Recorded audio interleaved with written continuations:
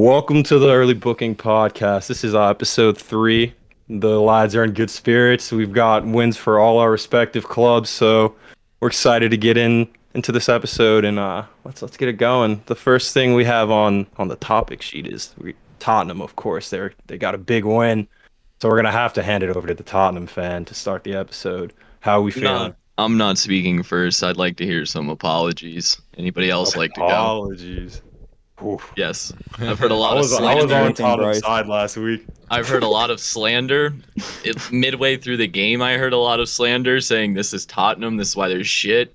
I said, hold out faith. This looks good. 1-1 against City at the Etihad. This is looking just like how it's going to tie out 2-1. Maybe did not expect the 3-2, the 2-2 draw. I was happy with. So I just want some apologies from around the room because I know there's some hating motherfuckers in here. I'd like to extend a public apology towards Tottenham for my words on the podcast last week, and especially towards Mr. Harold Kane. Should he be Likewise. knighted? If he wins like a Euros, maybe. I don't care about Tottenham. Yeah, fuck Tottenham. No apologies for Tottenham this week, but it's a good result. Crazy game. 94th minute that Harry Kane got the winner. Yeah. Game of the year. Second game of the year contender. say I think so. the one at Leicester was better with Bergwijn stealing it in the last 3 minutes with a double, but that's right up there again. The So game 1 of and the 2. year. I don't Yeah, Will remember never that. be Tottenham. I'd And probably I say game of the definitely year. owe an apology to Harry Kane as well. I mean, he played great finally, and we've been waiting for it all season, but maybe he's woken up and Conte might be getting the best out of him. But I think the referees were really trying to pull that game for City. I don't think that offsides was so fractional in that penalty. I mean, it was a handball in the box, but I hate that rule where, I mean, they're probably not going to score if he doesn't handball it regardless, but I don't think that was that fair. Tottenham should have won that game like 3-1. I mean, 3-0 maybe if Lloris isn't gifting goals, but he also played great as a shot stopper. He just can't use his brain when he needs to. But yeah, big respect to the Spurs and the Coys. It was a big dub, especially from a Liverpool perspective. Definitely to say it Yes. came from the unexpected. A lot of hope was thank you, lost Tom. in that game. We were talking at halftime. We were talking about how that keeper error and just, Lloris's head probably isn't there with the defense he has playing in front of them. And for them to hold that City side to 2 goals with the penalty you were just mentioning is a step in the right direction. They got dominated possession-wise, but, I think Kulusevski actually brought something different to Lucas Moura out there, and I'm excited to see him and Betancourt again. They look pretty good. So, Step in the right direction. A lot of Band-Aid cracks fixed by a big win, though. Yeah, You think definitely. It came down to luck, Bryce, or do you think it was just like a game that has been coming for a long time? I think Harry Kane finally just unlocked some of, the things we know he can do. He's very frustrated. The team doesn't play well. He's not getting a lot of chances. It's hard for a striker to perform. And today was one of those days where everything that came to him was money off his foot. His balls played through. His long ball led to the first goal. He broke the line multiple times with that release ball, but he was also in the box when needed, and he should have scored 3 or 4 goals in that game. He missed a one-on-one. He had the disallowed goal that wasn't his fault. Kulusevski was marginally offsides in the build-up, and it's something you wanted to see, and it couldn't have happened to a better team. City wanted to buy him, had this big transfer saga, and to see him beat Pep in that manner and do it, and it looks like he likes being out there. I don't know how he actually feels, but it was one day in the sun for Tottenham. Yeah, it's So, always Bryce, what do you City. think this does for Bryce? What do you think this does for Tottenham's top 4 hopes? I think it all depends on that North London derby that got postponed. If we win that, we'd go level with you on points again in games because we're 3 points down now, I believe, on tied games. So I think if we come out, we actually win that and perform, there's that aura around it of, oh, we're better than Arsenal, we can finish above them. But if we come out there, and I think even draw, I think Arsenal is the pole position the way they're playing. They're not really leaking out stupid goals like Tottenham are right now, and a lot of teams in this area are. Even Manchester United look vulnerable today. I don't really believe in them ongoing. Not so sure Even about that. Manchester Right. United. Manchester United are trash. I mean, Yeah, May the best man win. it's them, Wolves, and Arsenal and Tottenham there at the 4th spot now, basically fighting for Yeah. that. So Yeah, it's a good moving point since we're talking about the Tottenham result and the big implications that it had on the Premier League race. We can move over to the top four and just the top six as well. What are you guys thinking about Liverpool and City going for potential title and then Europa League slots? Those will be interesting. What are we thinking about Tottenham and Arsenal and was it West Ham? Who's in that race? Yeah, we can talk about them a little bit. Yeah, I mean, I Yeah. don't know much about West Ham, but I just don't think they have the legs to carry it to the end of the season and really challenge for top four still. Like Mikel Antonio looked really, really good at the start of the season, but I think he's kind of fallen off a little bit in the past month or so. Yeah, I think West Ham, they're going to be like Leicester last year, where we see them up there all year and then they just kind of slip away here at the end. They just, not to say they don't have the players, but I guess that is it. When you look at some of that competition up there, you can't consistently do it all season long. And they're building to it, though. Maybe next year they'll be a little bit more serious, but I think they'll at least get Europa League. And then I'm really happy that there's finally a Premier League race again. It's been so long, and Liverpool does play City one more time. Not to say we control our destiny, but it's nice to see. It's not over mid-season like maybe it has been last year or previously. Which I know earlier, like on episode 1, we were talking about the season's over. I think everyone was saying that, at least the top spot. And I also think there's some really interesting things going on at the bottom of the table, but we'll get there pretty soon. But just looking at the table, I think if I had to predict that 4th place spot, I think this was such a big win for Tottenham that they'll just ride it out. But Arsenal do look good, and they've gotten a couple of results now. But we've seen Arsenal so inconsistent the last 2 or 3 years. I don't think these wins are sustainable. But Graham, what do you think? I think we have to take into account the fact that Arsenal's playing one game a week. They're out of every cup. They're obviously not in any European competition. So I think we're in a good place. Had Manchester City really put the beats on Tottenham, I think we were in a better place. But like you said, Tottenham got those 3 points. So that's not ideal for where we could be right now, I'd say, For apologies earlier, I'd also like notes of appreciation for the only team that's probably going to take 6 points off of City and made it a title race this week. So you're welcome, everyone else that's around there, and especially Liverpool now. You two probably think you actually stand a chance. Yeah, get your Tottenham banter in while you guys are getting dubs. But looking at the bottom, I'm looking at 4th through 8th right now, and we got like Wolves, Arsenal, West Ham, Man U, Tottenham, all within 7 points of each other. Tottenham has some games in hand. Arsenal has some games. Like there's a lot of points that are not. We don't know what's going to happen yet. So that bottom, like for the Europa League, this is going to be an interesting race. Yeah, I think the Europa League battle could be pretty good, especially if you Coming got down to the wire. Yeah, Wolves are in pretty good form. They've won 4 out of their last 5. Especially I think because they could definitely push for it.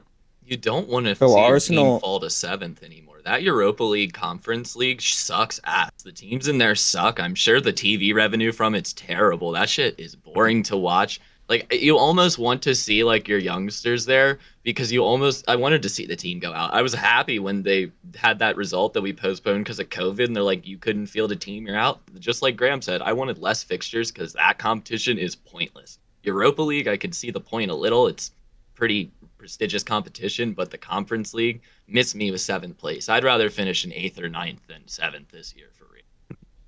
Yeah, and like with Europa League, I know if you win Europa League, you get Champions League. At least you get to play in for qualification. I'm assuming Conference League is you get to play into Europa League. So It has to be. yeah, that thing is a joke. But no, I also think the relegation race is really heating up. Also, with the relegation battle, I guess you could say. And just looking, I think there's some teams that are surprisingly maybe in trouble, like a Brentford, where they started out really hot, but they're at 26 matches played, basically sitting on the same amount of points as the bottom 6. Same with Everton. I mean, they have a few games in hand, but they look terrible. Lampard is so unproven. He's never been in a relegation battle before. He's always had a powerhouse, whether it be Derby in the Championship. Not to say, I mean, they look like nowadays they're in shambles, but at the time they had a pretty good team compared to the competition. And at Chelsea, I mean, Yeah, he had a transfer ban, but he still had some world class players. They won the Champions League that same season, where he was really holding them back from that. Um, he was making the team look pretty average. And I think when you bring someone in like Lampard and with a club that's just been all over the place, I would have brought in an experienced manager at least to see us through this season. Well, that's the thing. I don't know. You don't want to bring in like a Tony Pulis and then have him next season with the job. But the bottom three look good, like Newcastle, Burnley. They're getting results every single week. Watford I think they won yesterday. Beat Aston Villa, surprising. Aston Villa's dropped a few now. But I think that'll be almost as interesting as the top four of the title race. Big win, Burnley force. Yeah, Burnley. We're gonna talk to Burnley. We got actually a good team. I think 3 points, the easiest points I've ever seen. Make Brighton look like some trash championship team. Because they basically are. They're gonna get relegated in all theory. If Relegated. there's no way Burnley's getting relegated. I know that. They're in ninth place. Ninth place to relegation. You should bet on that. Those odds are probably nuts. They probably won't, but they're trash anyway. But yeah, I mean, you got the game. Burnley Weghorst looked pretty good. He had that nice rip for the near post, if I can recall. And then they had some more goals, and they looked really good. They just needed like a little bit of an offense now and to match with their defense and keeping, and yeah, that's really what they needed.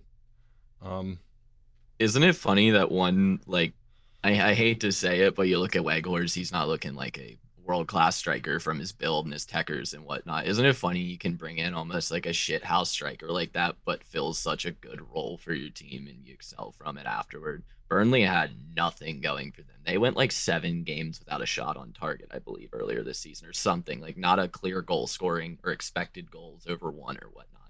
They looked terrible at the start. I think Burnley's really turning it around, especially because they've got like Norwich is bottom and they're tied on points with Burnley. But Burnley has an extra 3 games in hand, and I think they'll pull it out of the bag. I'm still sticking with my early prediction of I had Watford, Norwich, of course, Norwich, Watford, and then I still think Newcastle's going down. They're still down there in the next slot. You saw Trippier come in. They made some signings, immediately injured. So, I mean, Yeah. You've got 3 wins and 2 draws in their last 5 games, though, not Newcastle. and look They're where they looking are decent. still. That I get that, but that is overperforming for them. If they fall back to what they're used to, it could very easily leave them down there. Leeds also, I mean, they looked all right today, but still a struggling side as well, getting points all down there. Yeah, That is true, but slippery slope. I look at like Chris Wood. He went to Newcastle from Burnley, and he wasn't doing anything this season, and he's still not been doing anything.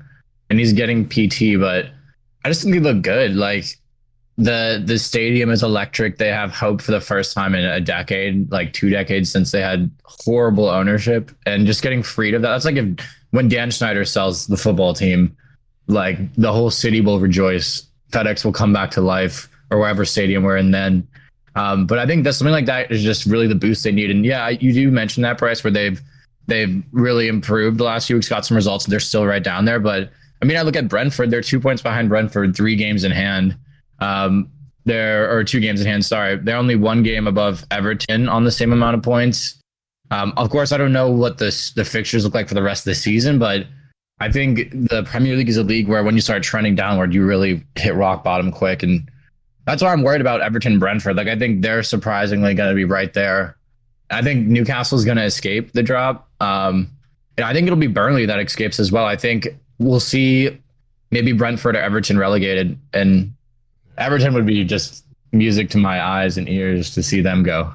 I was about to say, can we swing point into Everton, because they're a team that's really seen some massive downfalls. Obviously, we know they're one of the worst spending clubs with money. They have spent a lot of net spend over the years to perform bang average. At most 7th place, 6th place in the Europas, and that's as long ago as maybe 8-10 years ago. I can remember they were performing that well, but they probably spent more. They're probably in the top 4 net spend for all clubs in the Prem in that time, I'm sure. The signings they bring in constantly underperform. They never get a manager. Even when they bring in what they think is a world-class one, he never sticks, because they seem to have a dressing room problem there as well. They have players on overly paid wages, and it's one of the clubs you just love to see fail. So when you see him down here right now, especially with Frank Lampard, I'm not gonna lie, I hate the man himself. I don't like Frank Lampard. I'm not a fan. I love to see him fail, and it is delightful right now.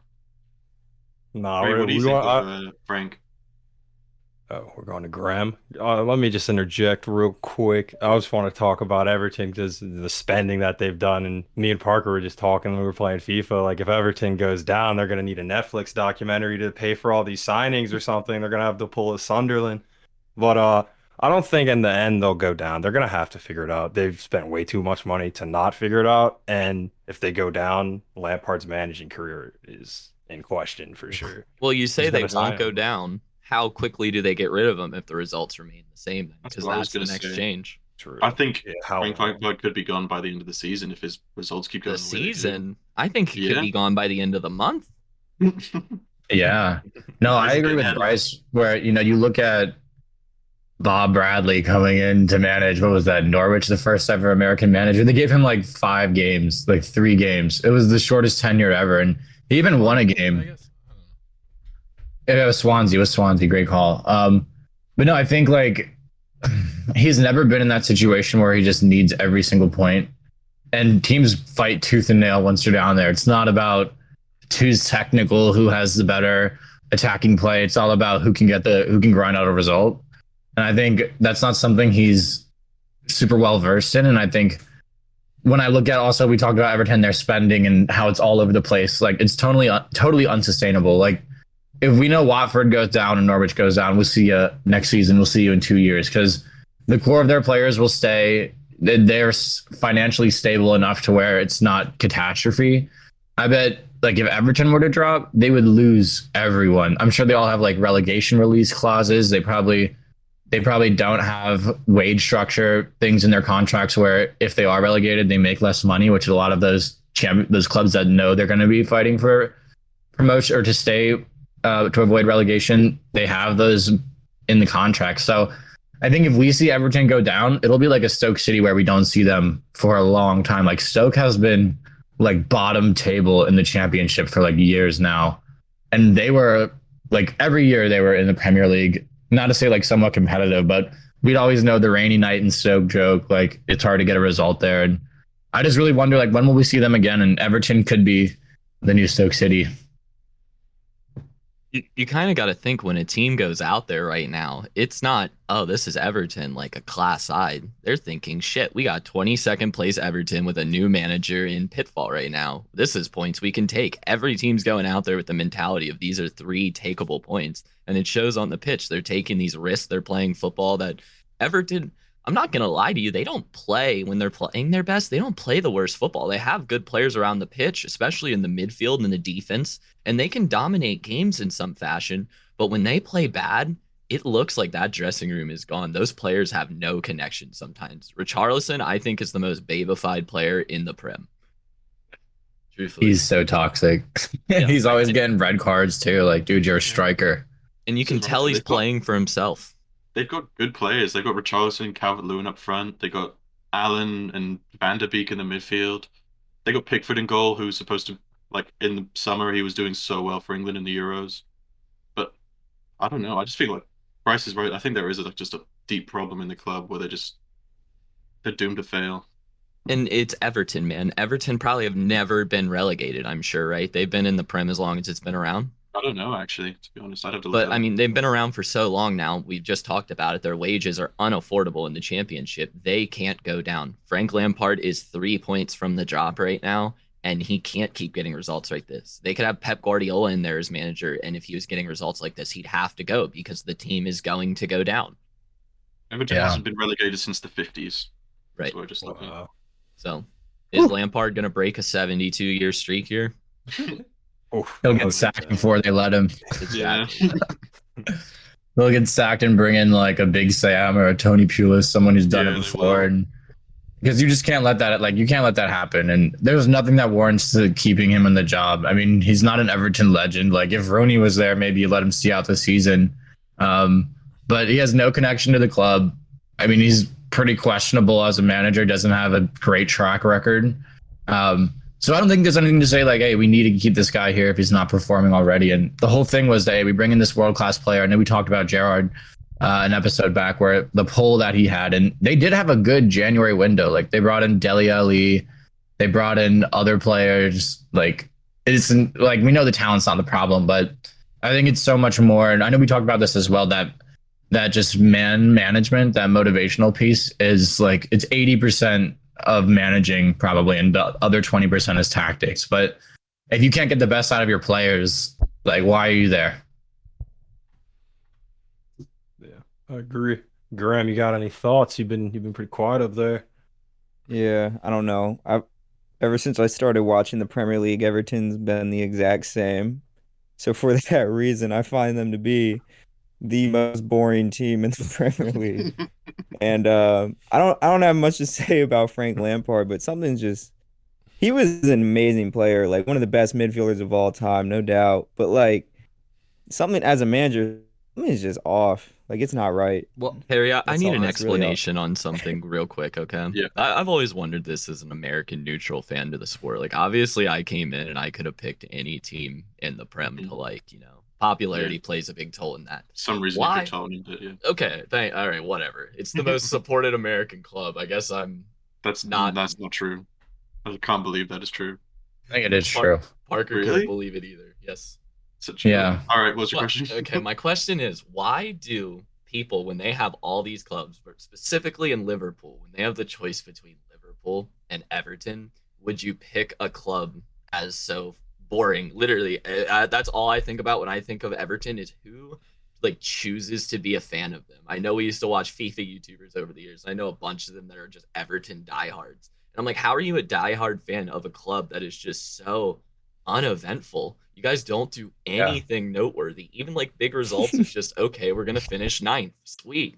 Yeah, I mean, from what I've seen, like the few times that I've been to Liverpool, there is a big divide. It seems like between Liverpool fans and Everton fans. It's like gang Like I once wars. got in a taxi, and this like Liverpool taxi driver was like, "You can smell the Everton supporters before you can see them."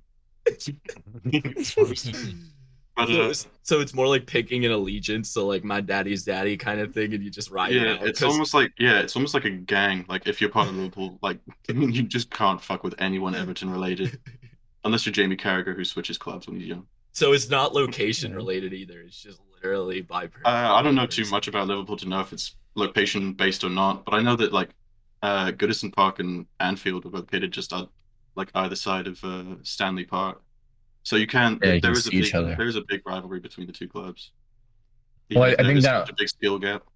That even goes to like Manchester. I mean, there's two clubs in Manchester, and historically, everyone's a United fan, but now City has these plastics.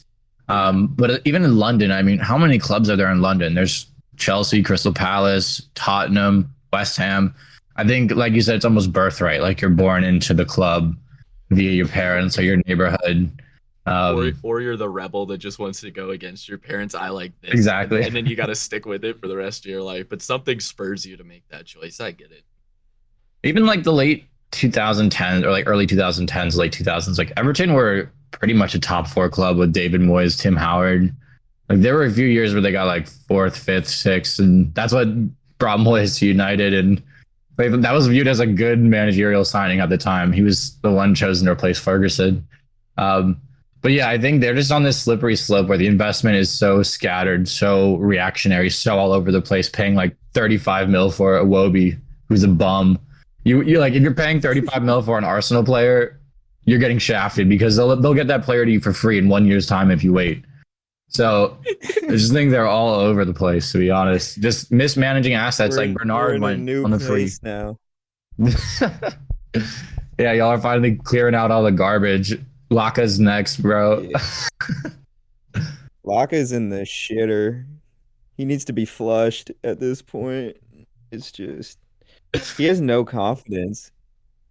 Yeah. Yeah. Let's not talk about Arsenal. They got a big dub. Oh no, now we're Let's talking only about talk about them. Arsenal. We Yeah, should we talk can talk about about Matt Arsenal. Turner since we're already on the Arsenal topic. Yeah, let's Future get some Arsenal US number rep. one. So Graham, is he going to take So- over from Ramsdale and Leno, the new American lad? I mean, I think he's taking over from Leno. Wouldn't that be the idea of bringing in this goalkeeper? The Yeah. old washed up guy gets sold I in feel the like summer, and it we would be bring in a job. the Sorry, I feel like it would be a hard job so-called to take. promising American. It would be hard to take that goalkeeping role from Ramsdale, I think, from Oh what I've yeah, he's seen. being brought in there to be a backup. How Yeah, much did 100%. Arsenal pay for Ramsdale? Was it 30 million? 35 million. Yeah, I'd you say he's just worth don't it. put that on a bench. Arsenal find a way sometimes, though. Yeah, Ramsdale better not get too Yeah. comfortable because Matt he's coming for him. He wants How that are number one spot. how are Ramsdale's going any to be the other next American Kepa Arrizabalaga. how are the other Americans doing in the Prem right now? Sargent, how did he look this weekend? Did he get any game time for Norwich? He He Nothing. seemed started alright. versus Liverpool, yeah. Nothing from him. But We don't have no, to I talk didn't about do much. Pulisic. Did he get assist, Pulisic or was it wasn't. like a key pass for that first Norwich goal? I feel like he kind of sculpted it. It was something like that. I mean, he's like, and not to say this is like, I feel like every nationality has the stereotype player. Like Brazil, it's this technical guy type wizard. Like a French player, it's almost the same where you're very technical. English is more like powerful. American, it's like this try hard that just works and runs a lot. And he was covering every blade of grass yesterday, like up and down the field. But I think like that's what you see with a US player. And like Pulisic is the exception to where he's quite technical. And a lot of these players from the US are raised in Germany. So they play very similar football. Like Pulisic, I mean, he was born in the US, went to Germany in his teens to play. Josh Sargent, if I'm not mistaken, like Tyler Adams are from US military bases in Germany. Um, and there's a lot, like even Fabian Johnson, who used to be pretty good Bundesliga player for a long time. But no, I look at some of Yeah, that. he And, would cover every blade. yeah, yeah, like Them Yeah, down. Lid. we just make those athletes. Like, and I think it's always interesting to see, like, honestly, a U.S. player in the Prem. So I love it. I hope like Norwich stay up for somehow, but I think they're pretty doomed. And I know like Sargent, he'd still be there if they get relegated. He's not going anywhere, in my opinion. Mm. But you got to say that as Matt Turner. Like I remember, and Harry remembers this when we brought in Allison. Mignolet was still saying, "I want to be the number one." Or for Belgium, he'd go, "I want to be the number one." It's like, dude, you're just not better than Courtois or Allison. Yeah. But you can keep talking. Like, I mean, no one's gonna say I'm ready to warm the bench. Like I'm happy with this role, but All right. it's interesting. Seems to me that a lot of Americans that are coming into these, at least the Prem, other leagues, they seem to get their playing time. They seem to always be a role or backup player right now. That you see Stefan, you see the goalkeeper at Arsenal now, you see Sargent. I mean, he starts, but Norwich is. So you want Yeah. to see some more American development in the league, but right now it's pretty hard to find a player to support because they're few and far between. So. And the other problem, just this goes down to work permit issues, is that it's very, very hard for a U.S. player to get a work permit directly in England. So they almost always start in the Bundesliga because it's very easy for U.S. players to play there. And that's why you don't really see like young American players in the Premier League unless they've been successful elsewhere. Then come because it's all to get a work permit, you have to play a certain amount of games for your national team to qualify. Like it's over like 50% in the last year. Oh wow. And it's also you have to get a certain level contract and wages. So like these young players, they're not qualifying for that until they get pretty vetted, like a Tim Howard or a Clint Dempsey, where you've been pretty successful in the MLS. You're already starting all the US games with Landon Donovan, and then you can come over. And then you're just like this banter 30-year-old American in the Premier League way out of his depth. Or you can be a Dempsey and really ball. But I think, yeah, that's why we don't really see Americans in the Premier League. Swing pointing away from players, is there any managers, I would say Lampard and anybody else on the hot seat right now? I know somebody might have a take on that. Brendan. I feel like Brendan is he's just biding his time until he Brendan can find a new Rodgers. job. I'd be surprised if he like isn't sacked in the next 48 hours, to be honest. He's in his like 2014, 2015 Liverpool season right now for Leicester, where like the club knows he's kind of starting to lose it, and the players know he's starting to lose it, but you're hoping they Yeah. pull it back, and then you end up just finding a better manager somewhere else. He's not like a nice manager. Like that's not, and that's a desirable job. So I don't know if you're just like if you lose, like you can point to success and say, this is why I'm good. This is why you should listen to what I'm doing. But once you lose that success and you're a dick, like no one's going to want to listen to you or play for you. So yeah, I think Rodgers, like I'd be shocked if he survives. And I know there's already been some manager changes, like Watford sacked Ranieri, brought someone else in. But yeah, like I think the Brentford manager is actually a really good manager. I don't think he's at all in trouble, even though they're totally underperforming. But yeah, I think Leicester is a really, really obvious one. And then Lampard, what of about course. Bielsa? Yeah. That's a good shout. That is, I think. I don't think Leeds can afford to get rid of him. He's brought He's- so much to the Yeah. club, and I think that they're not playing the worst I've ever seen. I think Bamford's injured too. I don't see him out there, right? He has to be. I he think- is Bro, injured, they yeah. only lose. They do. I They're on swear. a terrible slide of bad. games, but it's Leeds. I think they play up, and I think they just barely stay in. They could be relegation favorites now that Newcastle is playing them. Because I do still think Burnley stays in. They were saying the same thing though about like Nuno Espirito Santo, like, oh, Wolves cannot get rid of him, like everything he's done for the club, and they did get rid of him, and they, No, of course, there was a little rough Tottenham patch. bought him out more than they I got thought rid he was of him. already like set to be replaced, or they were talking Maybe. about it, but Yeah. yeah, he flopped at Tottenham. But I think Bielsa, like the fact that you were willing to take a club in the championship for a number of years, like that means a lot. But at the same time, I feel like those managers, like they run their life's course in the Premier League, and then like you bring them to exactly where they needed to be, and then like the fact that they're conceding like 3 to 4 a game, like Bielsa ball is very open, but you need to adjust to who you're playing against. You need to be more tactical than, hey, we're gonna play the same way versus every team. And That's I don't a think, huge club too. It's like Yeah. that's a massive club. yeah, they're like historically Man U's biggest rival. I mean, before just being nowhere for so long. But yeah, I think like Graham said, the pressure's there, and they've regressed heavily like the last year, despite bringing in players. So I think that's a great shout. Yeah, Graham's right. He's definitely on the hot seat. I don't know if he is for a fact, but I would understand because, In my mind, I'd like I say said, the they top, only lose. yeah, in my mind, I'd say the top 2 managers to go would be Bielsa and Brendan. But I can't think of anybody else other than that. Maybe Maybe Frank. Lampard if Yeah, Lampard. And it doesn't work yeah, out. I would say Frank. I'd say they. I could have said Antonio Conte if things would have looked really bad this weekend again. Yeah. I wish I could say Arteta, but no. I think he's doing Arteta's well. trying to build. I think you should just start backing him, man. Things aren't going too bad for you right now. I don't know why you're so gotta pessimistic.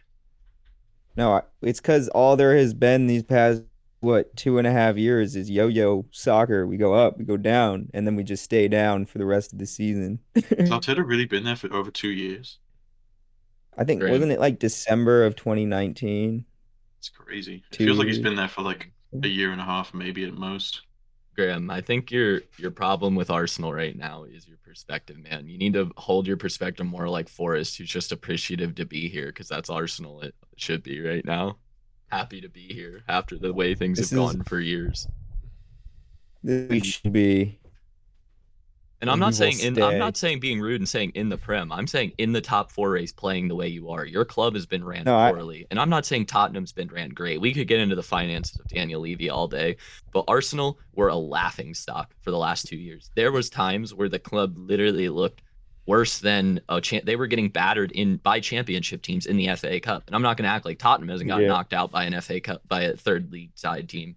But when Arsenal does it, it's not like a fluke game. They can play that bad on any day, and we've seen that many times, you Yeah. know. And it's good. You should just be appreciative that your team has some form of consistency and class. And I hate me to say that, but they literally look 10 times better than they have. So I think you need to stop being so pessimistic, man, and appreciate the good times while they're here, because they don't always stay. I think you're right. And then, you know, Something about Arsenal Arteta, fan I still TV. am not with it. Yeah, that's the thing about Arteta. Like, I don't know if there's that identity with Arsenal, and I think that's one thing important to point to is like this is our play style. Like, he's just a poor man's Pep Guardiola, and that's his idol, his mentor. So maybe he'll get there one day, but I think it's like just so wild. His first job is one of the biggest teams in the world with one of the biggest fan bases. So not to say that's completely fair to him. And I know we were talking a little about relegation. I was just looking at the championship table. It looks like we'll definitely see Fulham and Bournemouth back up again. Have you seen Um, all the Mitrovic stuff? yeah, Like he's from like breaking every record in it goal was like scoring in the championship. It's insane. he's like on level with the record, like breaking goal tally, and they've got like 10 plus games left. Like Yeah. he's killing it. Man. And like Fabio Carvalho, they ranked him as like the 7th best young player in the world in that top 10 list that just came out for the Golden Boy Award. Like I think Harvey Elliott was number 4. But it looks like QPR or Blackburn might be back, and they haven't touched the Premier League since like the 2000s. I would like to see either That'll of be them. cool. I would love to Blackburn see won- QPR. Blackburn won a Premier League title in like the 90s with Alan Shearer. They won the 3rd Premier League ever. They're one of only 5 or 6 sides to ever win the Prem, I believe. And you're saying Crazy. Blackburn That's a good Rovers, stat. correct? Not Blackpool. No, Blackburn Rovers, yeah. Blackpool, I'm pretty sure, yeah, they're sitting in like 15th. But yeah, Blackburn, I mean, they're in 3rd right now.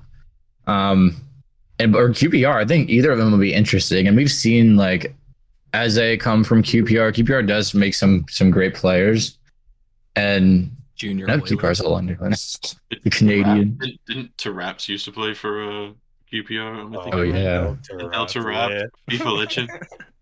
He was a baller. 5-star skillet. Yeah, he was a 5-star skiller. He was like Right. Ben Arfa, total wasted potential, but on his day, like literally unplayable. So great. Some of his highlight tapes, oh my god, he has the dirtiest highlights, like best.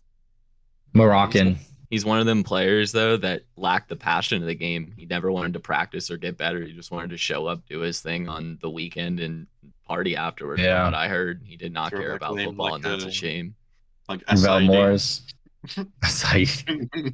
Well, I was let's watching swing- this. Well, I was just Sorry. gonna say, let's just swing point this in real quick. We missed a lot of picks last week again, Parker. Let's review how we did for a second. I was 1-0 Yes. with the Tottenham over City. Parker, I how did was- you do? I was 0-2 from what I said on the pod, so I apologize to our listeners. But I did hit on that Tottenham money line, that plus 95 to that 950, and also when Liverpool went down to Norwich at about the 47th minute, I live bet them at like the 50th minute at plus 200 and made some good money there. So maybe we should start releasing our picks on midweek on the Twitter page or Instagram or something. I think that might be a good idea. But yes, 0-2 for my call outs. Everton, shit the bed. Leicester, I don't even know what I'm thinking picking these trash managers. You got to stop. So I apologize, listeners. You better apologize because Burnley is the god, and that was the easiest pick, of course. And then the other pick was Everton losing that game over Southampton, which actually looked good against Tottenham, and they looked good again. So, yeah, that's 2-0, baby. Yeah, and he's getting the value Attaboy, best too. He so also be for the- challenged Forest. Force For the 3-0 record, lifetime. Shit. For the record, we have Forest 3-0 lifetime. Parker 0-4. 0-4, yes. Hey, Bryce, you're 1-0. I guess I'll hop in. I was 2-1 last week. I did the over on Everton Southampton, and that missed. They only scored 2. And then Chelsea money line and Tottenham plus 1.5 against City. So they were able to pull through. And I guess I want to talk about Chelsea a little bit. Lukaku, we need you. We need you to come back. Just appear. That's Yeah, it. I'm done. Barely escaped with 3 Nice. points. Wait, how did we forget about that very hot topic of the Houdini 7 act of touches. Lukaku? How do you have a striker that Seven. he was paid in his transfer fee like 15 mil per touch that game? He's clearly unhappy, and I think Yeah, so much of football is just wanting to work hard, and he's never been like a workhorse. I mean, I'm sure he gets it in the gym, but like he's not known for, running all over the pitch, pressing. But yeah, y'all barely scraped that out. Ziyech with a game winner. What's up with Chelsea though? I feel like huge expectations earlier this season. I know we talked about this a little bit on the last pod, but Trey, what are you seeing with the club? Where do you go from here? The way our chances, like we're not creating enough chances, and I don't blame Lukaku for all of the issues we have. We're not getting him enough chances, but the fact that he didn't generate a heat map until I don't think he generated a heat map till like 20 minutes into the game. Like you're clearly not working. You're not getting back. Like if we're not moving the ball up to you, you should come back sometimes at least. Like how you not have a heat map? It just blows my mind. But we'll see. I'm not really too worried about this season anymore. This is looking like a Liverpool City season again. Hopefully we can figure some shit out next year, but uh, yeah, that's it. Yeah. I wonder, like, I guess Lukaku definitely leaves this summer, probably for about half the fee. I'm probably back to Italy. But I'm sure Chelsea will bring in a big name. Like, I just wonder who it's going to be. Yeah. See it maybe So being like this- a Benzema type, like someone that's like kind of Oof. I'd love Benzema. on He's the end of class. their Mhm. end of the career, but someone that's Sign still really worth sign Neil Moped. You need somebody who's humble. We could get Broha back. He's been He cooking. does work hard. On the docket this week, we have the Carabao Cup final, I believe, between Chelsea and Liverpool, right? Ooh. Yeah. The Predictions League for that? Cup, the Banta Cup. Based on recent form, I think 2-0 Liverpool. I think I see a Luis Diaz goal. And just to shout out Luis Diaz, he fits our team like a glove with his work rates. I'm not surprised that we had to snatch him out of. We'll save him from going to Tottenham last minute, because I heard that he was plans for the summer. We were planning on not doing any business January, but then once you guys put that like 35-40 mil bid in, we just had to swoop. But yeah, we got our man, and I think I'm gonna say 2-0 Liverpool with a Luis Diaz and a Mo Salah goal. It's a pretty safe bet. We'll hear from Trey next from the opposite side. Yeah, I'll talk about. I mean, we have Mason Mount coming back, so that'll be a big, just huge impact for our chance creation and stuff like that. But us beating Liverpool this weekend, I'm not feeling that. I don't know if I would take that bet.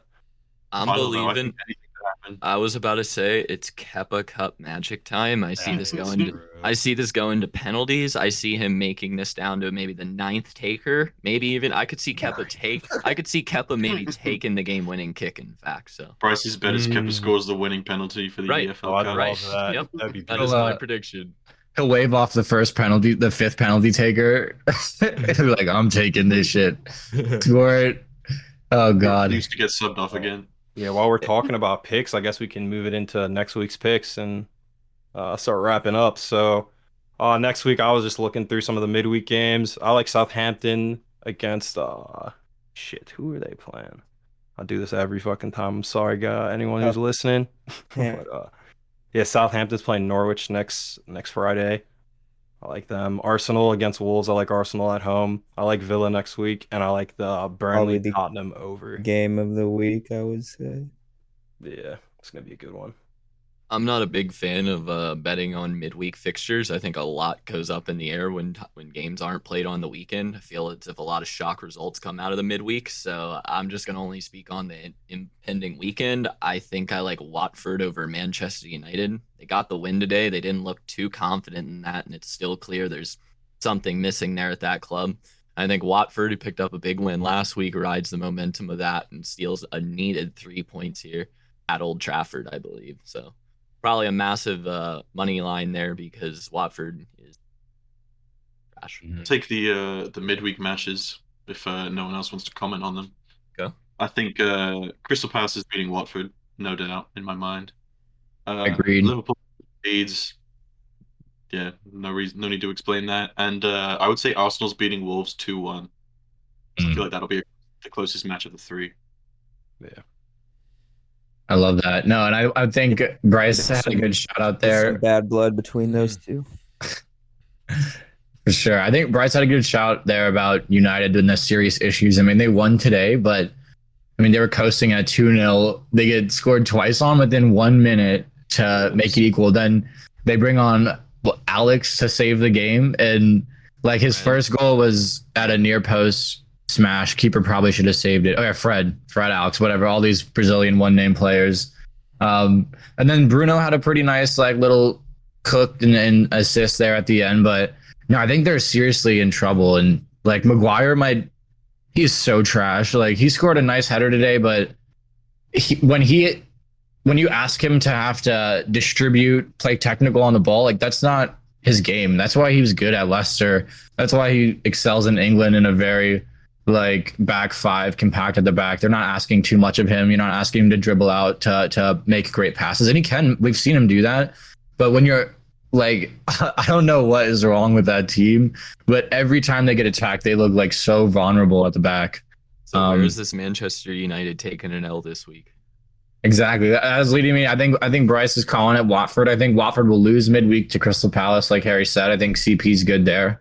Then I think Watford will really want to rebound. They have a lot to play for right now, and United is just in limbo. Like I guess going for top four. And I also like Aston Villa to beat Brighton. Trey shouted that out. That's one I'm on board with. But we definitely got some great games coming up here this week, and I love midweek fixtures and weekend fixtures. Like what's better than that? Forrest, any predictions on some lower level football here, maybe at the bottom of the Yeah, table? Burnley. Table, It seems crossbone. like Burnley's definitely unlocked some of their offense now, and I think the over would be good on Over seeing that on a Burnley game game. against Tottenham. On a Burnley game. Yeah, that's Yeah, why. Burnley, Tottenham. Expecting a lot of I did the goals. same thing. I actually will give that a shout. I could see that game easily ending 3-2, 3-3, 4-3 even. That's exactly how that game goes. We score one, start playing like shit, Burnley gets back into it, and then it becomes Yeah, ping you pong got that like you saw with goofball in the Manchester goal City. too. So Yeah, I guarantee it's probably going to be over 2.5 between them. So I think they could get that. and then, Yeah. and Big then I'm gonna horse. also pick Wolves to tie Arsenal. Arsenal's a complete joke, so definitely going with Wolves there. Every we got club Always is a trash Detroit. talk. I mean, you know What's it. up, You're Graham? like, Any it's rebuttals? Arsenal.